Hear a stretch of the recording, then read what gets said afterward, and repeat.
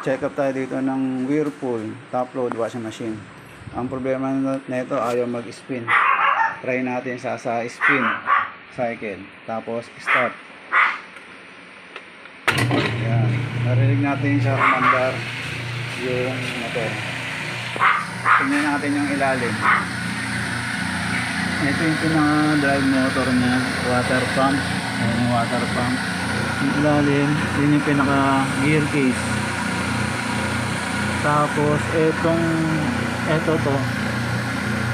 yung pinaka ano niyan, brake lining sa brake. Hindi siya umiikot, ibig sabihin yung gear case hindi siya, ayan, yung pinaka gear case hindi siya umiikot. Dapat umiikot yan pa nag-spin. Ayan, namaandar yung motor. Pinaka-water pump. Pero pag nasa spring niya, pero pag niwinas natin recycle, yan, nag-wash. So spin cycle may problema. Ang problema na ito, gear case.